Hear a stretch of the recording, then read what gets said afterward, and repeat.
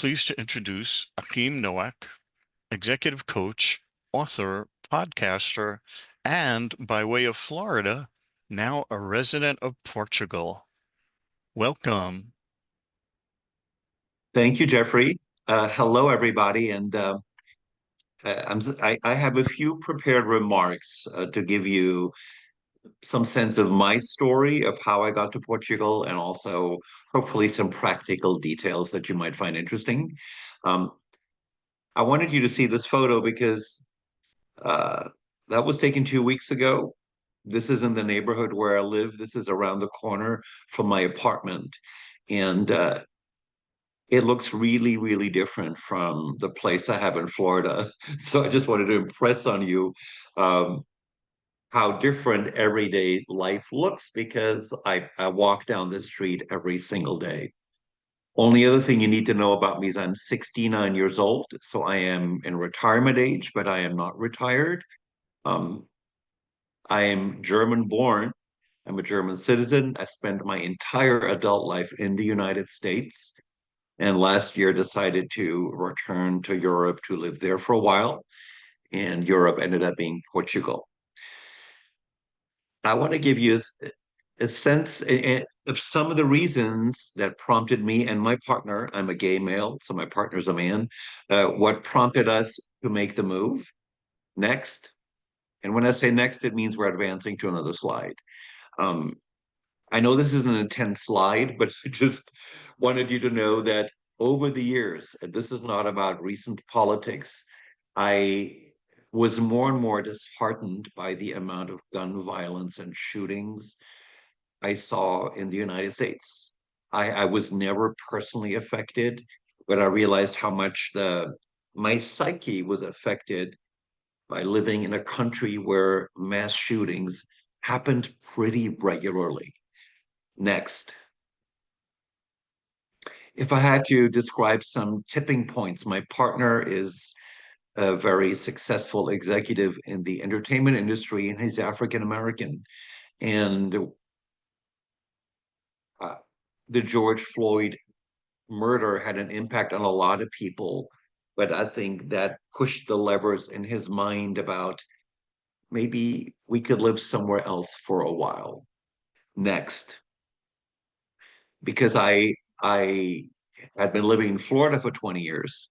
Uh, my personal tipping point was when in the state of Florida, a law was enacted that's been called Don't Say Gay. That's not the official name, but basically, nowhere in education, anywhere at no level is anybody allowed to talk about homosexuality. And this is in a country where gay marriage is legal.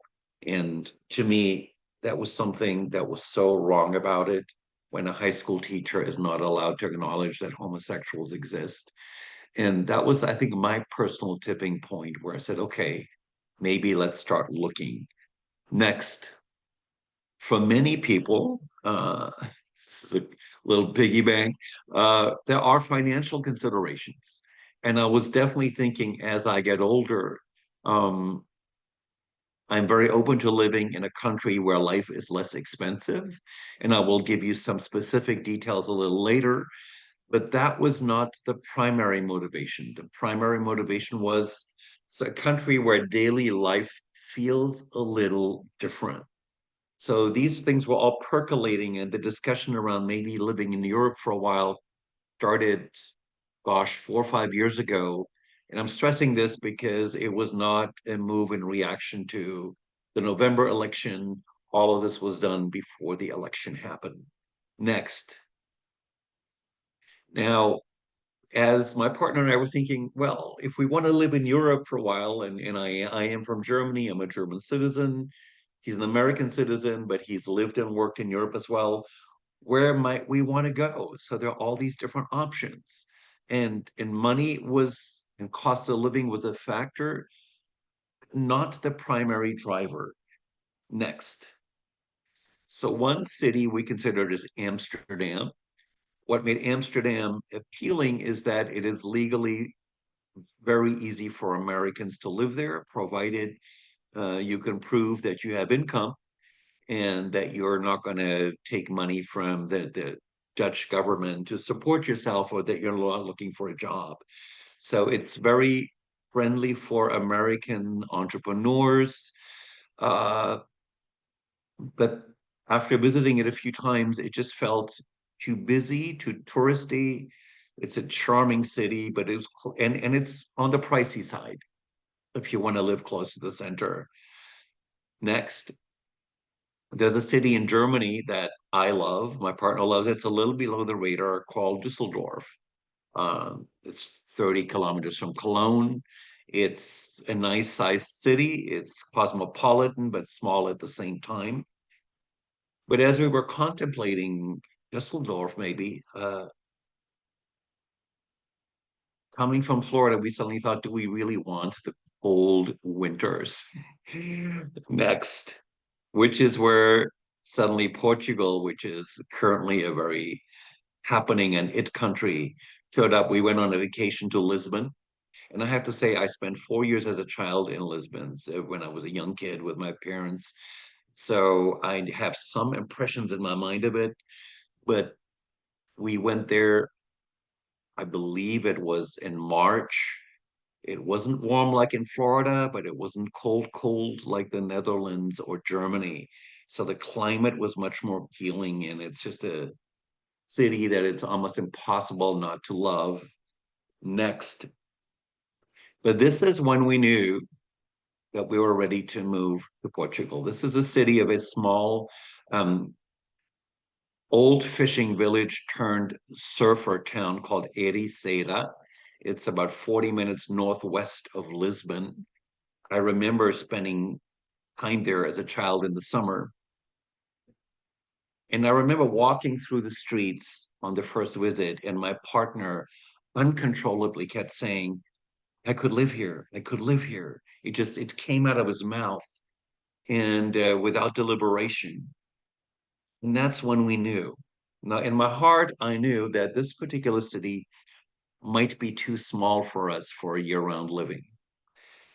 So then we started to think about, if Portugal, where next? And this is a slightly crooked map of Portugal.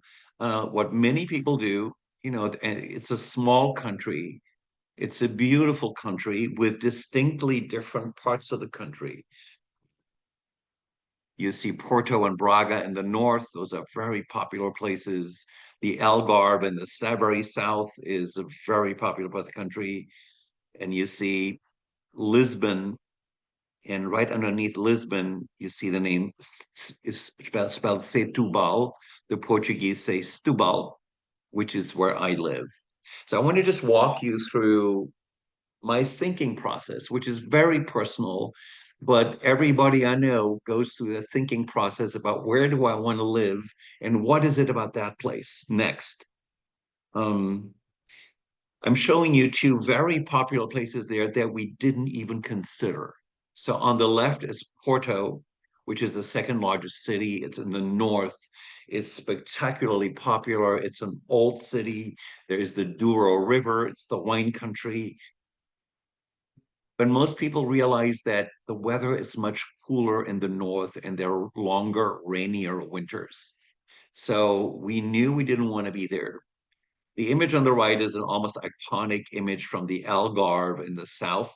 There are all of these beautiful water caves. There's a lot more in the Algarve. The Algarve is the warmest region of Portugal, but it's also in summertime very, very touristy. So we knew we didn't want to be there. I'm stressing this because we didn't bother looking around. We just knocked those out. Um, Next, we knew we wanted to be in also a city that was a more Portuguese city without too many tourist buses, little off the grid. So this is a photo of a square, 2, 3 blocks from where I live in Setubal, Setubal. What we loved about Setubal is that it's 45 minutes south of Lisbon. So the accessibility to the Lisbon airport was important to us. I have an old mother in a senior home in Germany. My partner has two aging parents in a senior residence outside of Boston. So the ability to get there quickly was really important. And we love being close to Lisbon, which is an amazing city, but we love being in a smaller city like Setubal. This is a commercial fishing port of about 100,000 people. Uh, but it's off the tourist grid. There are no tourist buses, there are no tourists running around. It's a Portuguese city, people speak Portuguese. There are some emigres living there, and you see them, but it's a relatively small crowd. Next. Because it is an old commercial fishing port and very active, people often describe it as pretty and gritty. Gritty meaning not too slick and polish. This is the little main street in Fonte Nova, which is the neighborhood where I live. So the first photo I showed you was in a side street at the end of the street. And if you take a left at the end of that street, I'm a block up a hill. So this is my neighborhood. I'll walk down the street every single day. And these are all, most of these houses are old living quarters where fishermen used to live. Next. The other part that was really important, this is a photo of the big market. It's a fish market in the back, general market in front. It's considered one of the greatest markets anywhere in Europe and the greatest market, in Portugal. And this is walking distance from where we live. So we walk to this place.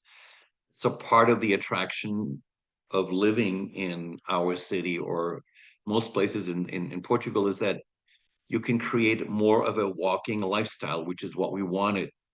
Next. Uh, the other appeal is the public transportation is terrific. This is a photo of the train that goes from Setúbal, where we are, into Lisbon. It's about a 45-minute train ride. The train runs every 20 minutes. It's a pleasure to ride the train. There are great arrangements for senior pricing. There's also a bus that goes to a different part of Lisbon, and we're so used to shabby public buses. I say this from having lived in New York. The buses that go into Lisbon are plush and feel luxurious, and you're very happy to get on the bus. Next, very important here. Part of what drew me to this particular city, and I'm not pitching the city, every city in Portugal has organized expat communities that share information. And in Facebook, there was a community called Our Setubal Community, very vibrant, very welcoming, with lots of resources. People pay it forward, they help you out. So I felt like I was going to the city where people were helping newcomers like me, and the help extended to many, many, many different things that made arriving in a different foreign country in a new city pretty easy. Next. Now, let me talk about some of the legal stuff that anybody who wants to live in Portugal has to figure out and deal with. And I want to make a distinction that because I have a German passport, the legalities were pretty easy for me. Um, I'll describe a little bit what you as an American do to be able to legally live in Portugal. Uh, there's a bunch of things to do, but the process is clear and it's doable. So next, Americans, there are 8 different types of visas, D1 through D8. Um, and different people qualify for different visas. There are visas for retired people if you are retired. There are nomad visas. They have different conditions attached. Once you have them and you've been approved by the embassy and through the immigration system in Portugal, then they get renewed usually after 2 years. You can renew them. So there's a legal process. I'll give you some information about where you can learn more. Um, it can be a little cumbersome, but everybody I know has gone through it and ended up getting their visa and living in the city that they desire to live in Portugal. Next. Uh, one of the attractions of Portugal is that after you have lived in Portugal for 5 years with visas, um, if you so desire, you can become a Portuguese citizen. You're eligible for that. The appeal to that is once you're a Portuguese citizen, you are a European citizen. So with a European passport, you can move to Italy, you can move to Paris, you can move to Germany. So it's a fairly easy gateway to the rest of Europe. I believe in Spain, you have to wait 10 years. So one of the attractions of Portugal is that after 5 years, again, there are legal things you need to do, but they're all doable. You can become a citizen if you so desire. Next, I this is falas português. Do you speak Portuguese? People always go like, "What's it like? Do I have to speak Portuguese?" Um, if you want to stay for a while, especially if you want to have your visa extended, you have to take some Portuguese classes. There are different levels: A1, A2, B1, B2. Um, at least in Setubal where I live, you have to prove that you've taken the classes which are provided for free by the government. You will not be tested on how proficient you are, but the expectation is that you try to learn Portuguese. Um, next, uh, Portugal is a relatively high tax country. Part of the consideration is, as somebody who lives there now, I am liable for my U.S. taxes. I'm not liable in Germany because I've lived in the United States, pay taxes here. I have a business based in Florida, but I will also be taxed in Portugal.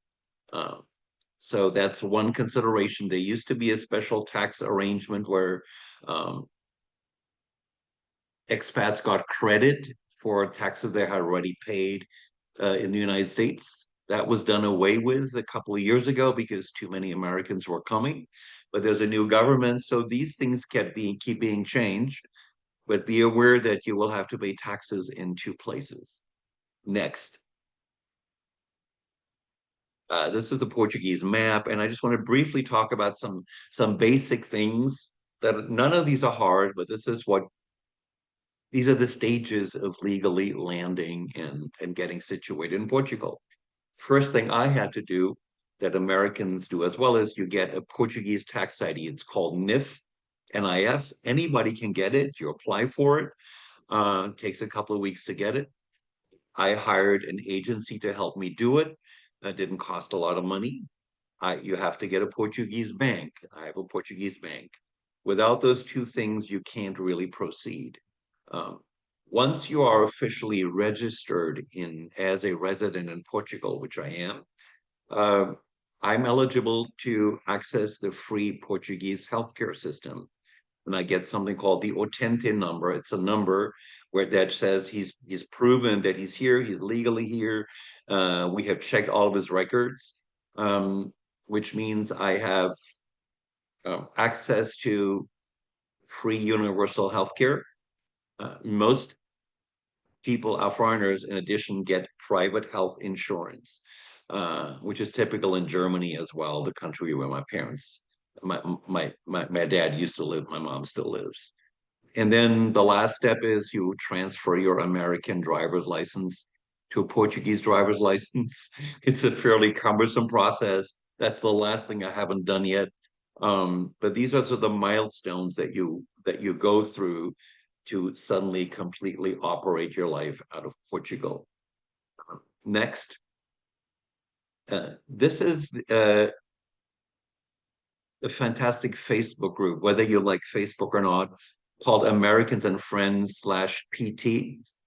Yeah, they have a library of resources for absolutely everything you could possibly want to know, which is if you want a glossary of the different visas, you'll find it here.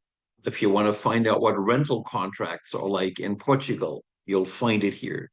If you want to find out where do you go to buy furniture in Portugal, there's some recommendations. So it's an exhaustive and wonderful resource around all the nitty gritty stuff you have to deal with when you suddenly live in a foreign country. Next, uh, I mentioned cost of living. Uh, I mentioned it was not my primary motivator. We knew that it would be less expensive to live there. And I'm going to give you a few examples in a moment, but roughly saying the daily cost of living for pretty much everything is about half of what I was paying in the United States. So it's really significant. I'm currently back in the States for a week in Florida to take care of some business. And I see it through a Portuguese lens now, and I have daily shocks about how expensive everything is here. So let me give you some examples. Next, um, most people start off by getting a rental apartment. Many people I know eventually, if you have the means, you end up buying something. Everything has gotten a lot more expensive in Portugal during the pandemic when people suddenly wanted to get out of their countries and prices went up significantly. But rough ballpark, when I was looking for a rental, I was looking for a 3 bedroom. Um, Most of those you can get for around 1,200 euros, which is the exchange rate is roughly 1 to 1. So I think $1,200. We ended up paying more because we got something that we loved, totally new renovation. We were the first people in it. Um, so 1,200 euros. And again, comparing to Florida prices, a 3 bedroom here in Florida would cost you in the $3,000 range. Um, so 1,200 is for Portuguese people expensive because it used to cost a lot less, but that's the context in comparison to Florida. Next, I'm going to talk a little bit about phone, internet, TV service because this is where I really noticed the difference. So to establish um, TV service in our apartment, we actually ended up getting a landline. You get TV, you get 180 uh, channels. We have 5G, very fast internet, and telephone service for 2 phones. And we pay for that entire package together 69 euros a month. And that would probably be 3 times as much in the United States. So you go, wow. And the internet is faster and better than what I have here in Florida. Example next, last one.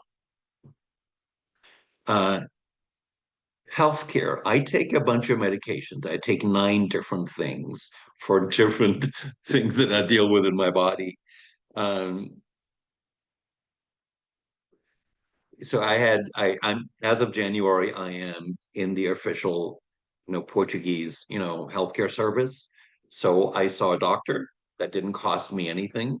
I'll say the doctor also prescribed a whole bunch of basic tests to get a baseline for me.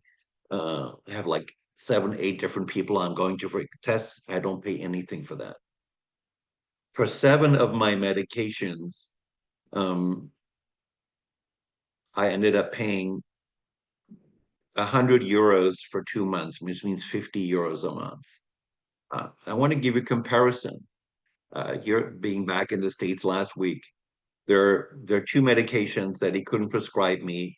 They have to do with a chronic medical illness, and I have to see a doctor in a hospital in Setubal, which I hadn't done yet. I'm on Medicare here. But as if any of you who are Medicare, there's significant deductible. So I picked up those 2 medications here, uh, and I paid $1,400 for them. That's obscene. None of this kind of deductible before it gets cheaper exists in Portugal. So of course I can't wait to get the prescription in Portugal where I will pay a lot less. So that's the difference in cost of medication um, that I just went through last week. So it's very real. Next. So this is my final image. Then I'm going to go back to Jeffrey. You see food, you see people eating. Um, if I had to mention the deepest reason why Portugal and why I love living there and why most people I know love living there is The surface part is the food. I mean, we eat really, really well and healthy in Portugal. But my experience has been that the Portuguese people are incredibly warm, thoughtful, kind, welcoming. Um, my partner and I are obviously an interracial gay couple. We live in a building with 8 other apartments. It's all older Portuguese families. We have been completely welcomed and embraced. Um, and there's a soulfulness to the Portuguese culture that's profound. There isn't a single day when I don't see something that warms my heart, and uh, I sometimes sort of spontaneously just want to cry by because what I witness is beautiful to me. And that's the deeper part of being in a foreign country. And last thing I want to leave you with, I would urge anybody who moves to a foreign country, whatever it is, move there with a desire to learn the culture, immerse yourself in the culture, rather than creating an American life in a foreign country. Uh, and I'll stop there, uh, and I'll throw it back to Jeffrey. Okay.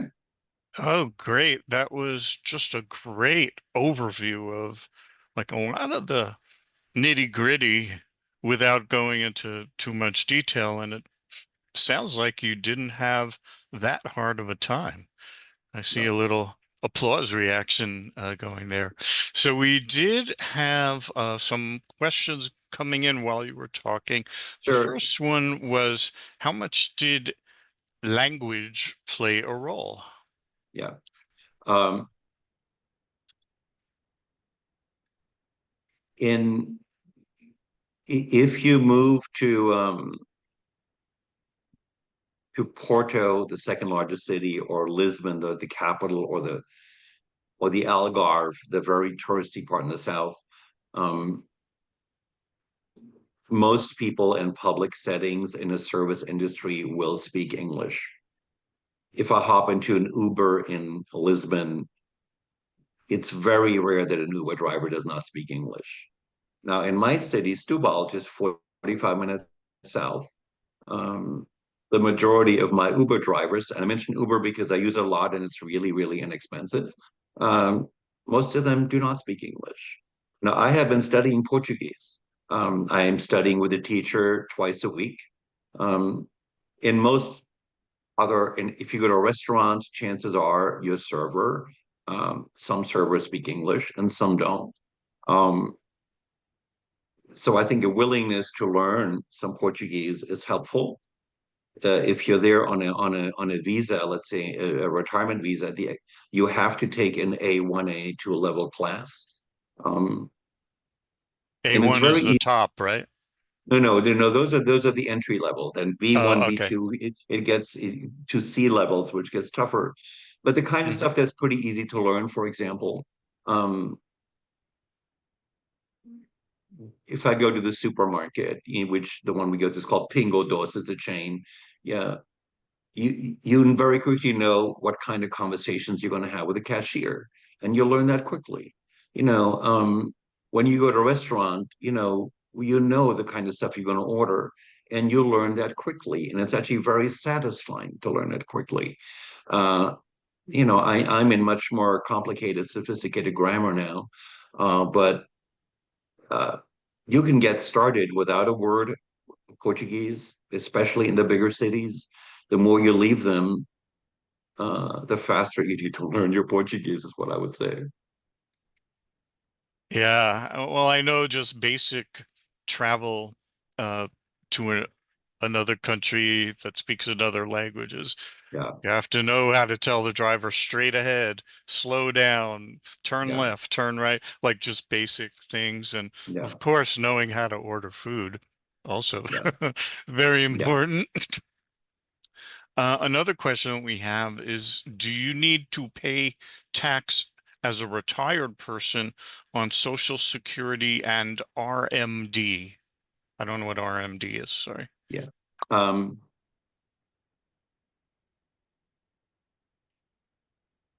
I don't. It's a great question because I am still working. The only thing I would advise everybody to do is uh, you will laugh again. It's easy to get a good accountant to help you with Portuguese taxes. I'm also working with a lawyer slash tax accountant from Lisbon who's a little more pricey um, to help me make. I'm broadening the conversation right now to make to look at the implications of my financial decisions. For example, we bought an old apartment that we're renovating there. At the age of 69, I am not financeable in Portugal. I'm too old. So I had a condo in Florida that I sold and I bought cash. I have another condo in Florida that I have a tenant in. So the consideration is it beneficial for me to keep that tenant income here, or do I sell it, buy something else in Portugal and have a Portuguese tenant? Uh, for example, what I've learned is if I have rental income in Portugal, I get taxed. I have a 25% tax on my rental income, which I don't have here. However, for the condo we bought, there is no real estate tax in Portugal. So, in Florida, you can pay thousands of dollars a year for your real estate taxes. That doesn't exist in Portugal. So you work with somebody who can advise you. And like in the United States, I've learned anywhere in the world, Portuguese people get creative with loopholes, with how to declare what where. But it's been important for me to have a trusted resource around, you know, um, some of the assets that I have. Um, Oh, great. And here's another question. It's a little veering off on another angle. How hot and humid is it in Lisbon? uh, so good news is you're speaking to a former Floridian where it gets very hot and muggy. I happen to love hot and muggy weather; it doesn't bother me. But the climate in Lisbon and where we are, south of Lisbon, is dry. The summers are amazing. The high temperature is usually no more than lower to mid 80s. It doesn't really, I know there have been heat waves in all of Europe, but the basic temperature tends to be that. Things cool off in the evening. Um, and one thing I've learned, so the outdoor life in summertime, which starts in springtime, and you can dine comfortably outdoors without heaters uh, into early November.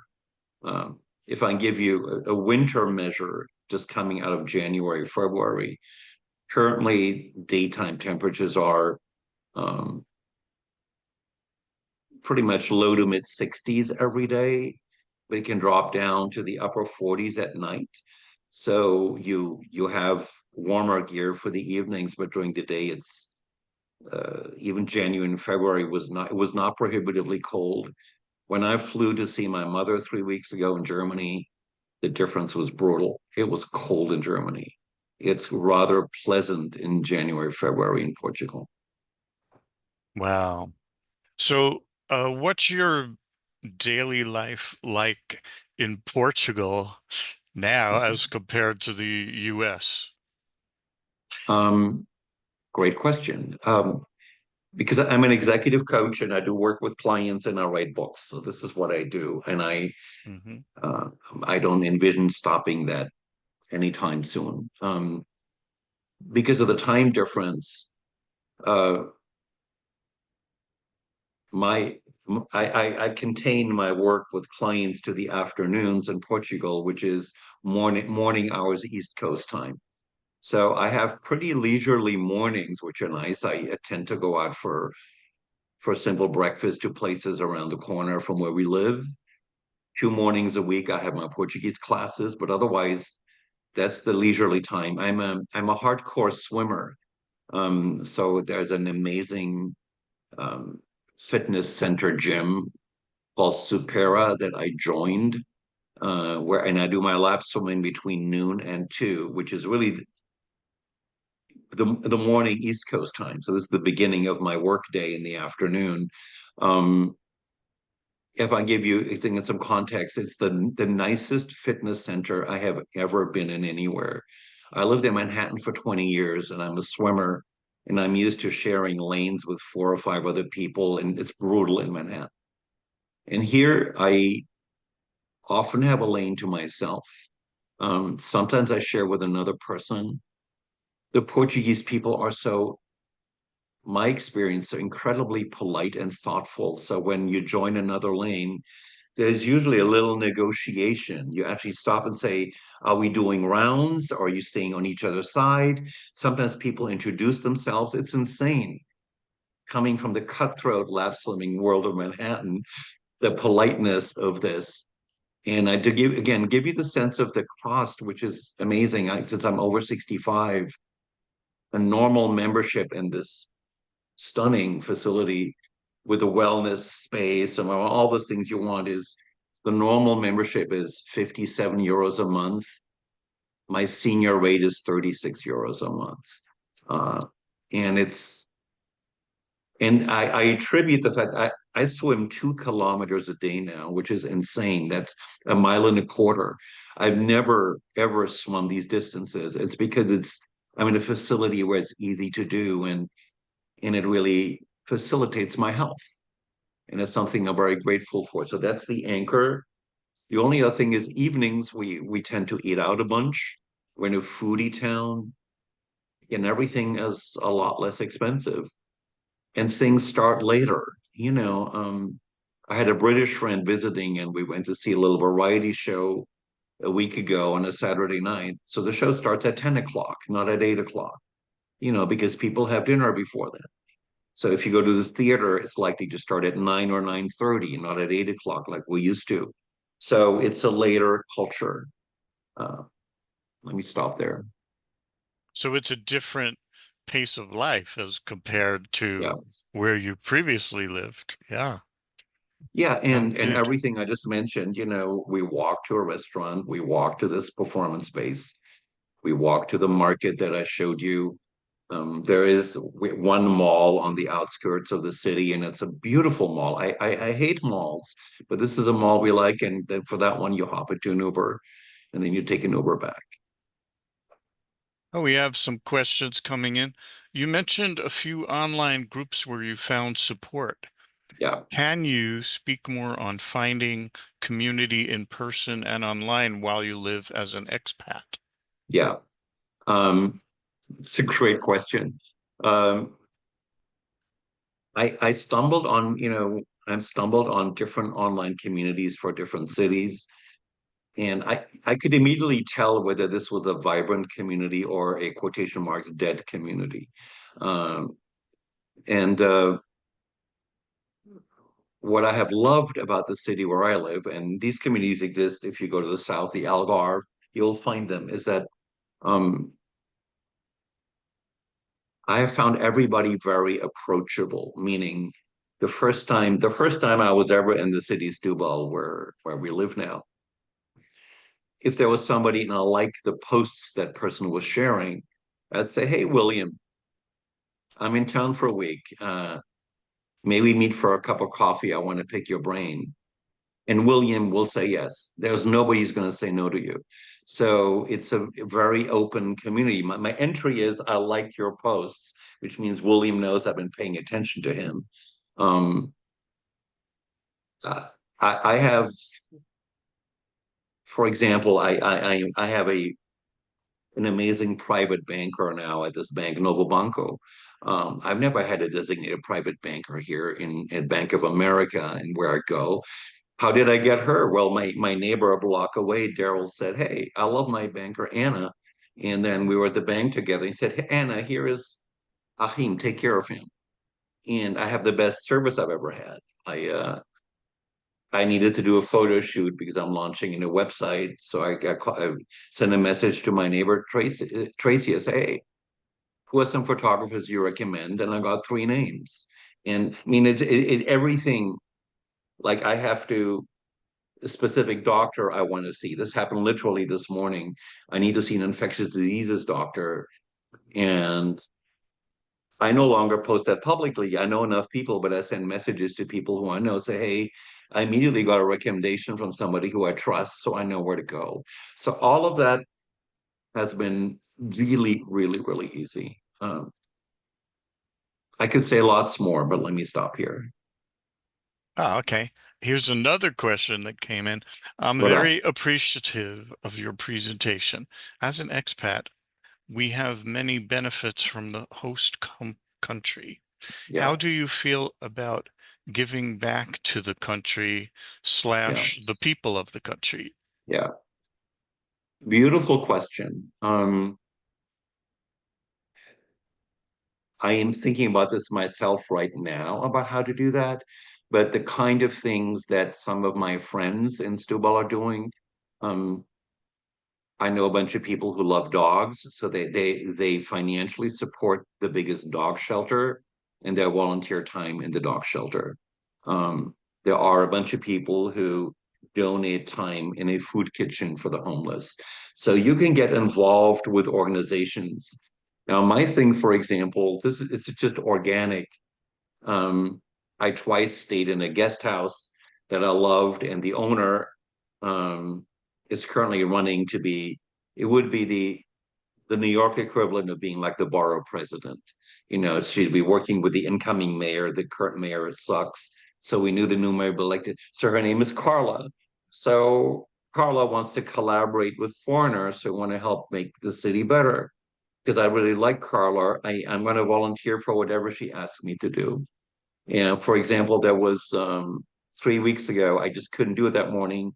There's a group of people that were helping with a trash cleanup in the harbor. So I was alerted to it. I couldn't do it that morning. But many people I know very intentionally want to do just what you said, which is how can I be a helpful part in the community rather than an outsider who just consumes and takes. Yeah, here's another question.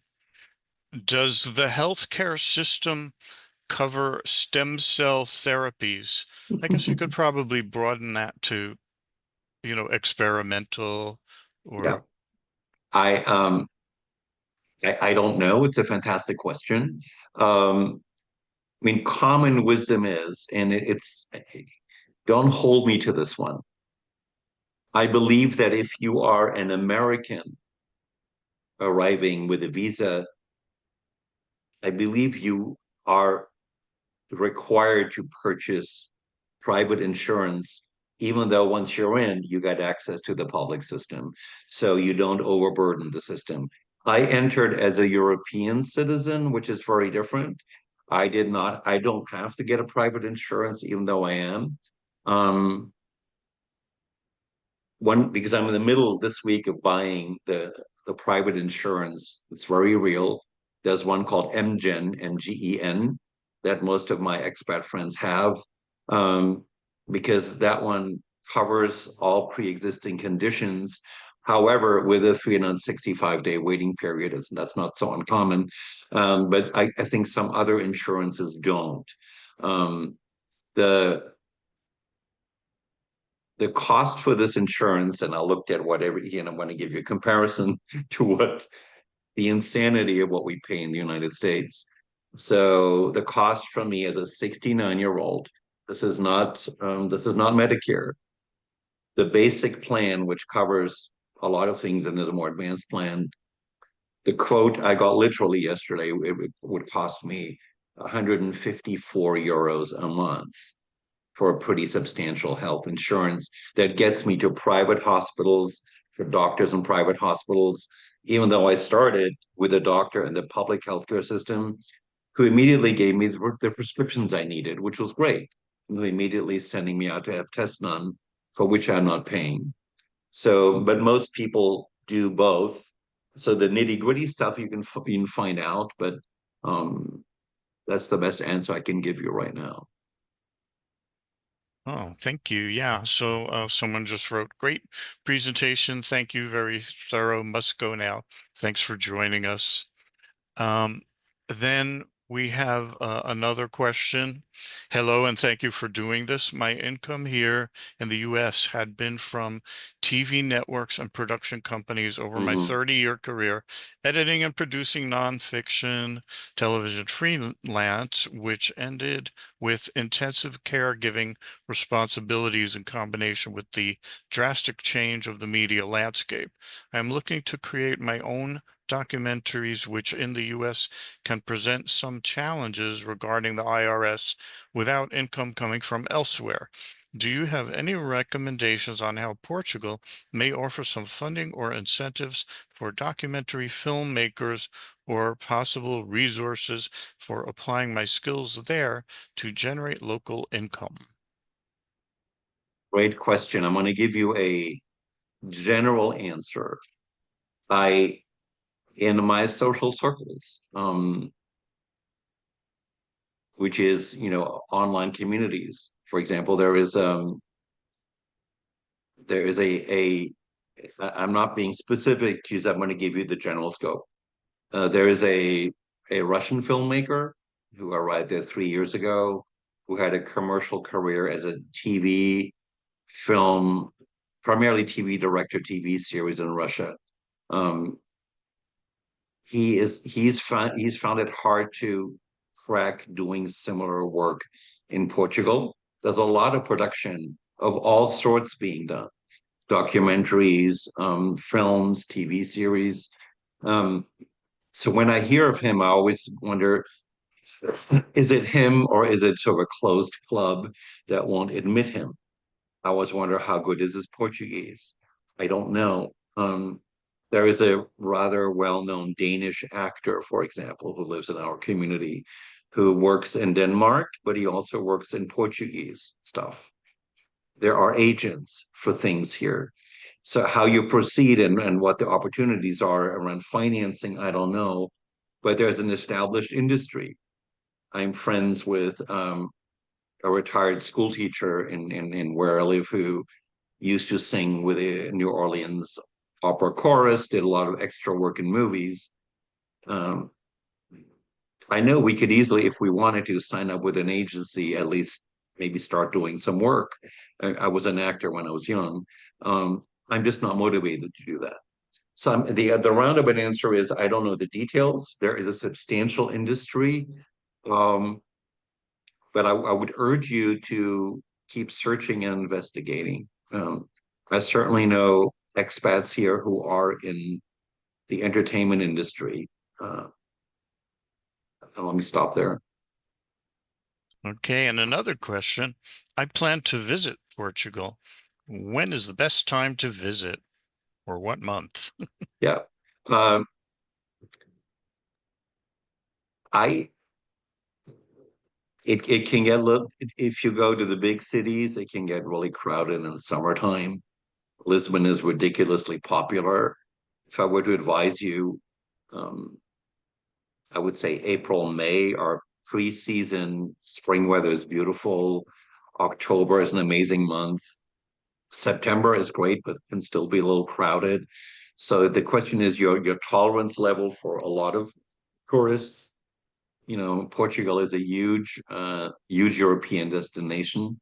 Um, if I give you an example, if warm climate is not the most important thing, like this is my partner and I were just down in the Algarve, in a five-star resort hotel in January, which is wintertime. Um, we loved the resort. It was sprawling, stunning beach, amazing breakfast. Um, So in a five-star hotel, we paid 77 euros a night, which is ridiculously cheap. That's the January rate. I'm assuming in summertime, that's double or triple.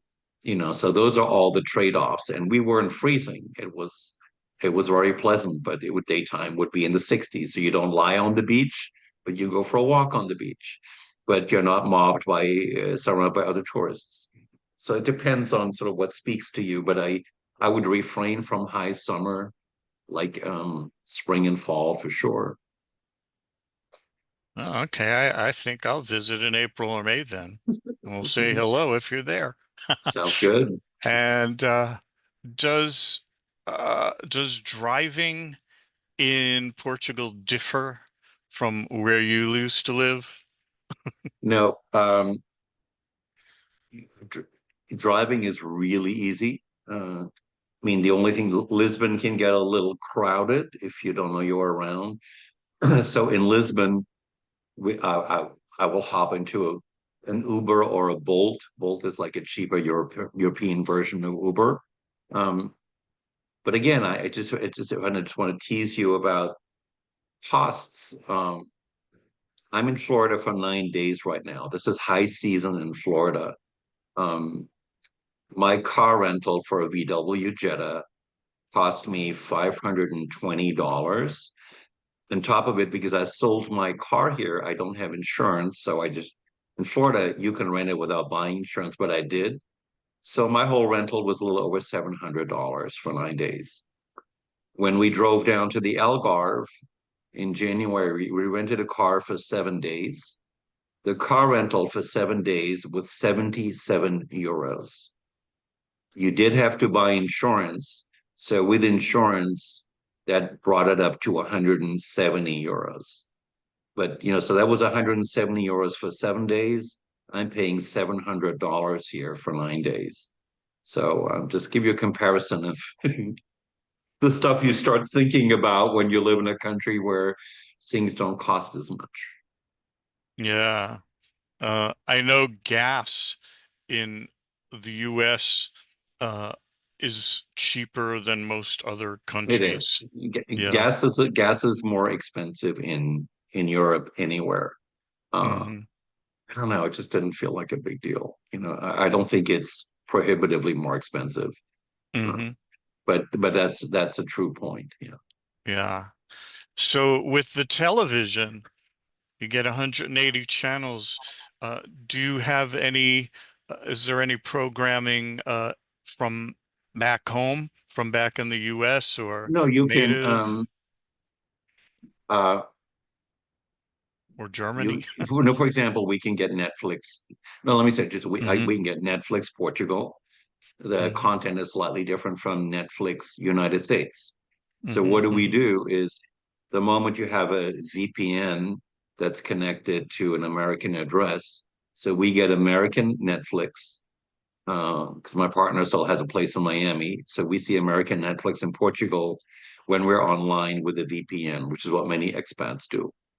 So you can get your American programming, you can get American YouTube TV via a VPN that's registered in New York or Chicago or whatever. Oh, a question just came in. Yeah. How do you maintain your own identity while living in a different culture? Like, do you still celebrate any German or American holidays? Yeah. Um, Beautiful question. I just spent my first Christmas in Setubal, which in some ways felt a lot more festive than in the United States. I mean, they're European type Christmas markets. There are lots of Christmas decorations. Um, what most expats also have discovered, they tend to socialize a lot more abroad than they did at home. So most people are much more socially active.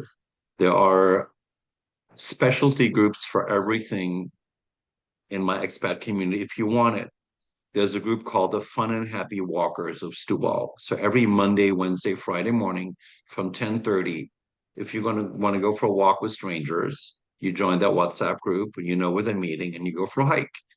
There is a bicycling group.